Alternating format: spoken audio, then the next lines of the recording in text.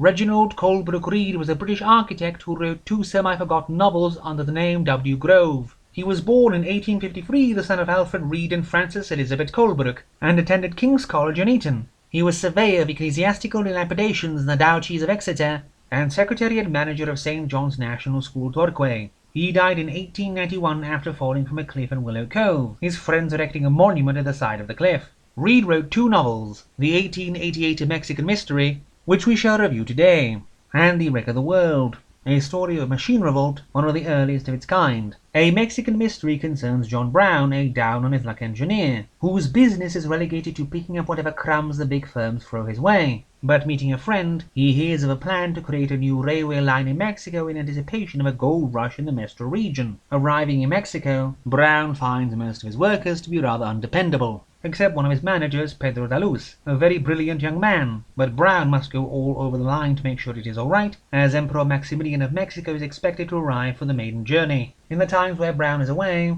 the workers usually leave to go celebrate a feast day of the Virgin Mary, so not much is done. Pedro is shut up in his private shed, tinkering with something, and lets the work idle, for which he is nearly sacked by Brown. But then Pedro shows him what he has been working on, a special engine to enter a contest for $5,000 for the best engine to climb up slopes and high mountains. The engine has a fearsome appearance, and two giant arms, with which you can grab anything nearby to use as fuel. And it is also fully automatic and cannot be stopped once it gets going. Only good things can come from this design. Soon, Pedro presents his engine to the company, whose appearance does make people consider it a demon from hell, especially after it rips up a bunch of telegraph poles of its own volition. This is why Pedro is not awarded the prize, and since Pedro had mortgaged all his land and property to make the engine, he is utterly ruined. Worse, when his beloved Inez tries to console him, he says he would have the chairman of the company see his whole family chopped up by his engine in front of his eyes, and Inez says that she can never love him again and that he must leave her forever. Depressed beyond his endurance, he shuts himself up in his shed and then, when he is ordered to remove his engine, disappears with it in the mountains. Some weeks later, his body is found with a knife stuck in his heart, and Brown just barely persuades a local priest to bury him. After the gold mining scheme fails utterly, Brown goes to work on a different line, but a year later, he is told of a great demon train that rides all over the mountains in the Mestro region. Brown laughs at first, but then a crowd of people want to tear him to pieces for being a heretic, and the bishop says that trains are the agent of the devil, and does not seem inclined to stop the crown from burning Brown alive. The bishop and a dozen friars are there to try and exorcise the train, it turns out.